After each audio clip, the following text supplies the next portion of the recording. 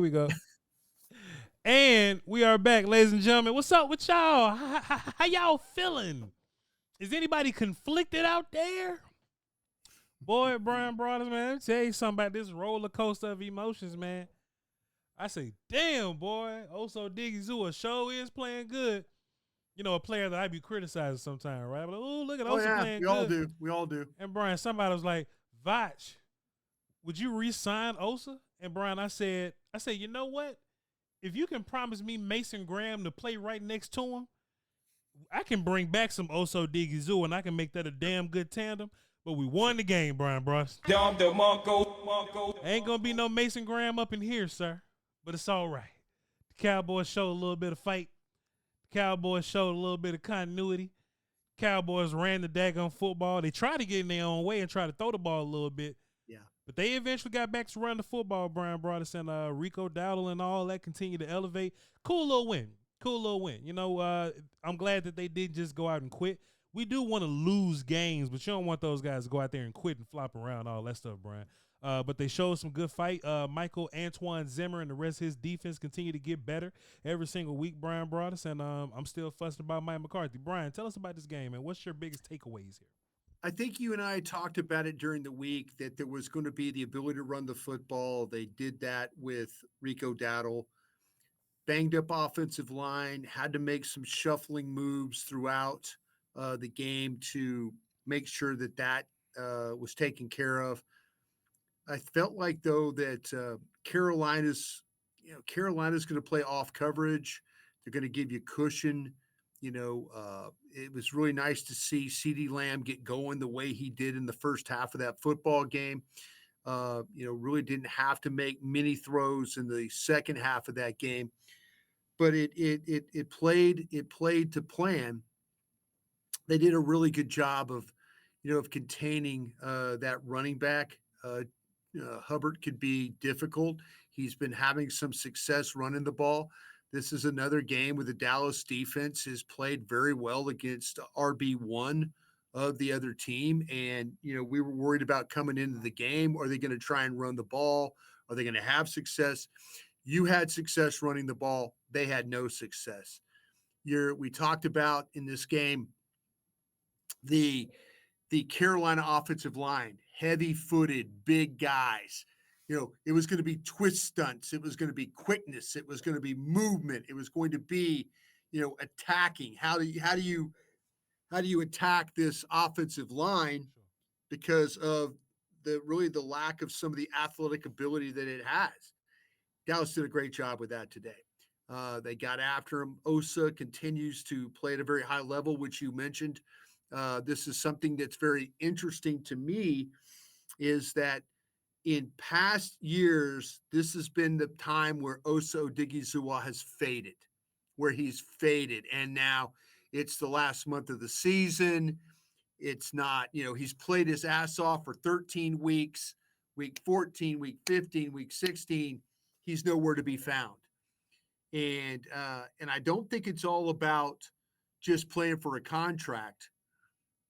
I think that Mike Zimmer has done a better job of finding him matchups, finding Parsons matchups, finding, when the double A gap stuff has created problems for offenses, and blitz pickup stuff. It's made it where all of a sudden you get free rushers, like what happened with Jordan Lewis as a free rusher. So, yeah, I think defensively that they did a nice job. They did exactly what they had to do. The secondary was playing against us against the receiving core. Other than the one busted coverage before half, kind of felt like that group played pretty well back there. They did a nice job, and they created turnovers. They got sacks. They didn't let Adam Thielen kill them in this football game. Overall, now the Cowboys' penalties are a problem, and the red zone turnovers are a problem.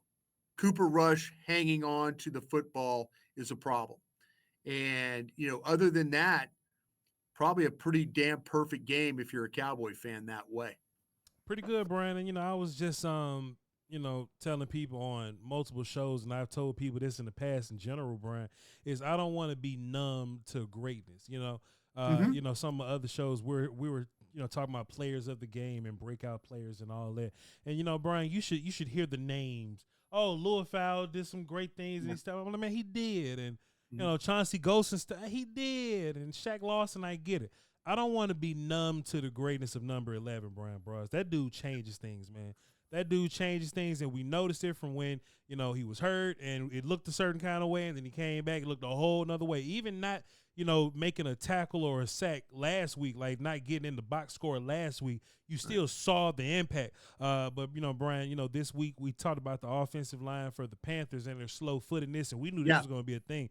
So Yeah. Moten and those guys, and just I didn't know that some of these guys' feet was that slow, Bryan Broaddus. That left tackle from Louisville, man. I thought his feet was a little better than that, Bryan Broaddus. He was out there turning around in circles. Akeem Okwonu. He was turning around in circles, Brian. But I just don't want to fall numb to the greatness of Micah Parsons, Bryan Yeah, Broaddus. it's Micah Parsons is a game changer in a lot of ways, and I give.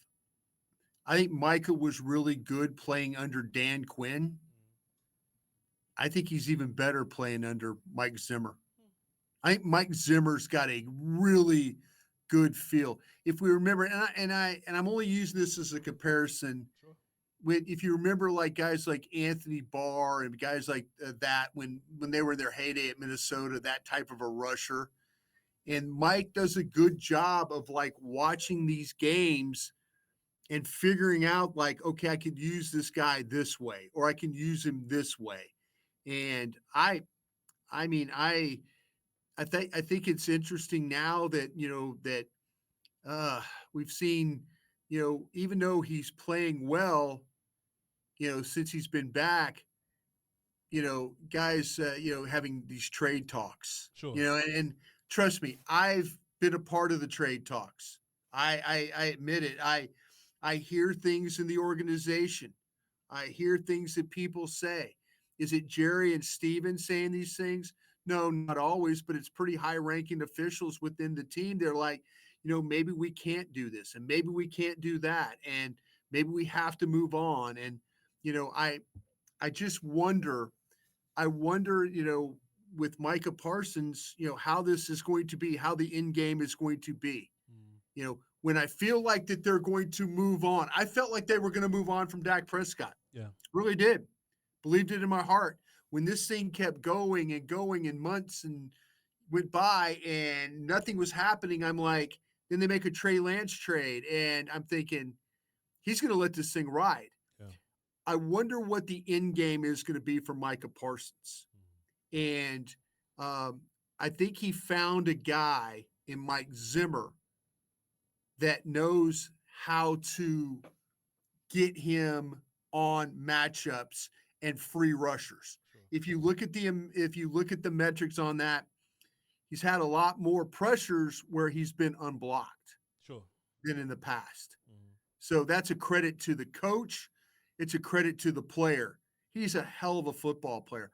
I'm wondering, after what Stephen Jones said at the owners meeting this past Wednesday, what the end game is going to be for Micah Parsons. I don't think we can listen to the Joneses at this point of the situation. I think it's just hearsay, and it's just our job to speculate and take everything that they say and break it down, all this kind of stuff. But I think the dude is special, and I think when you have dudes like that, I think you have to do your damnedest to hold on to him. I do, and you're absolutely right. And I just wonder though, are there people in the organization? Somebody convinced Jerry, and I'm not saying this in any disrespect to Dak, but somebody convinced Jerry that like in our best interest, we need to re-sign Dak Prescott. This is an organization that thrives on conversation and thrives on thinking and thinking it out and working it out. And okay, you said this and you said this and you said this. They brag about how they come to a consensus. They brag about that. I wonder what the consensus is going to be about Micah Parsons. And I wonder if that consensus is going to be coming from a new coaching staff. Sure. because we know the Jones family, the triangle, the Joneses at top, the coaches in one corner, the scouts in the other, Will McClay in the middle. Will has to manage all these groups. And I wonder what group is going to be the one that puts it over. And will you have a new staff here, or is this going to come down to the Joneses and the scouts make the call on signing this guy and the hell with the coaches? Yeah. We'll see. Brian, Michael Antoine Zimmer the past couple of weeks have been giving the defense some of these, they've been giving the offense on the other team some fits. They have. And I understand is, Carolina and all this, the Giants are, they're in their group or whatever. And, Houston, it was looking a little weird. I just got a question, Brian. What if Zimmer and the boys, Zimmer and his defense, right? What if they go out there and really make the Bucs look weird? We really give the Eagles a hard time and we really take it to Washington for another time, right? How do we look at Zimmer at that point? How does Zimmer versus new coaches look? Who's in charge of that negotiation? Does Micah Parsons have enough juice to go, hey, man, look, I know all this was cool.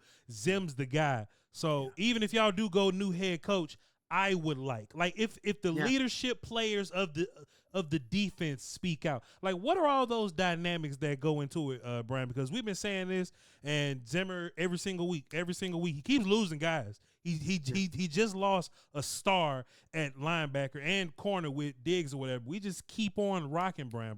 What's it looking like for Zimmer next year? There's a really good chance the next 3 weeks you're going to play really well on defense and still get beat because your quarterback's not good enough. Sure.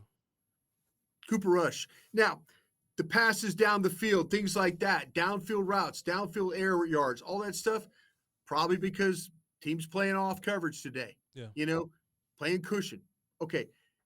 I know that Mike Zimmer can play well against these defense. I know that he could play well against Tampa, Philadelphia, the Commanders. Hell, we saw him play well against the Commanders.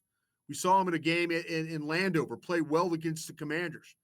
We also saw him kind of hold him in a game against Philadelphia for a half. And then things completely fell apart on you, because the offense's inability to do anything. The defense could play well enough to keep them in all these games. Now, maybe with Rico Dowdle running the ball, maybe with a little bit more of that, yeah. But to your point, I think Mike Zimmer, I don't think Mike Zimmer's scared about these next 3 games. And I think his players on defense, the problem is they're losing bodies. Yeah. They're losing bodies. They don't have enough guys to play in coverage right now. They just don't. They lose Diggs and and let's hope that Jordan Lewis isn't banged up too bad. They had to come get him. But the thing about it is going to be very, very difficult. And Mike's done a great job. And maybe the Joneses know that. Sure. But if there's a new coach that comes in, depending on if it's a defensive coach, what if it's Mike Vrabel? Maybe Mike Vrabel looks at your tape and goes, shit, these guys are playing hard for this guy. They're doing a good job, man. They get thrown in some bad situations and they're still playing well. I think depending on the coach, if this new coach were to have, he brings his, Jerry and Steven ask, okay, give me your staff. He's got a defensive coordinator, but you in your heart of hearts believe that, no, wait a minute, I got a defensive coordinator that's better than that. Do you try and talk him out of that, or do you say, no, we're going to ride with your coordinator and that'll be fine? That's the problem that you're going to run into. The Joneses could recommend, if there's a new head coach here, they could recommend Mike Zimmer and the staff and Al Harris and the staff and see how that plays. Or if you get a guy like Mike Vrabel, Vrabel's like, nah, I've got my guys I want to bring in. And then that would be the end of Mike Zimmer. I think it depends on if you hire an offensive coach, there's a likelihood that you could probably get Mike Zimmer here. If you hire a defensive one, I think the staff might be a long shot for them to be back. Brian, I'm just looking down at some Cowboy stats here. That's what I was looking down at. Try to get something to ask you a little something.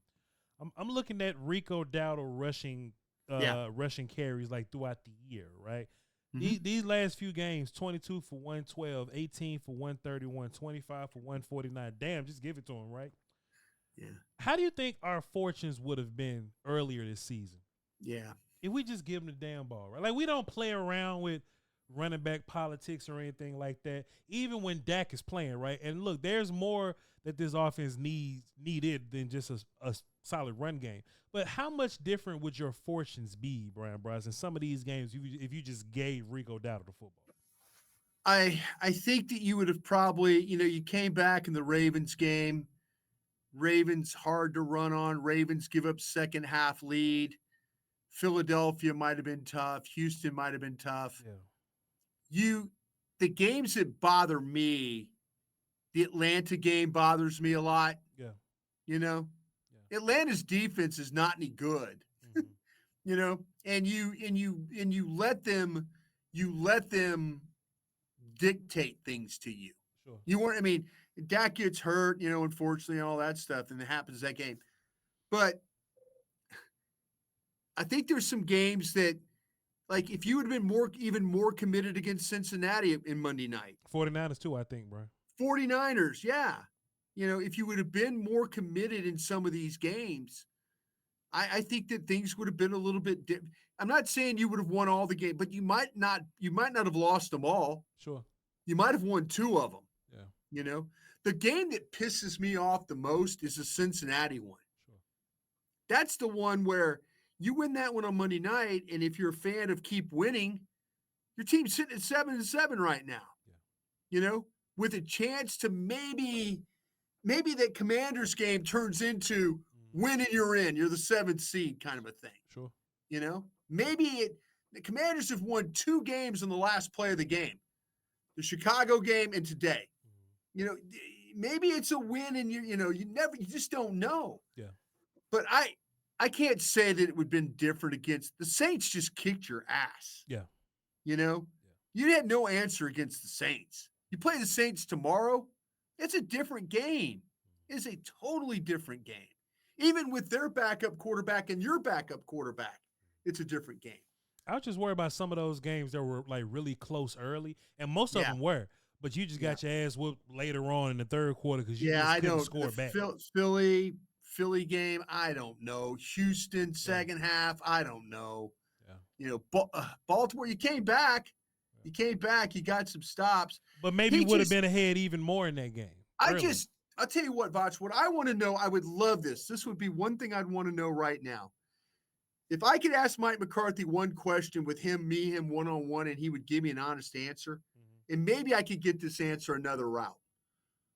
I wonder, did Jerry Jones and Stephen Jones make Mike McCarthy play Ezekiel Elliott?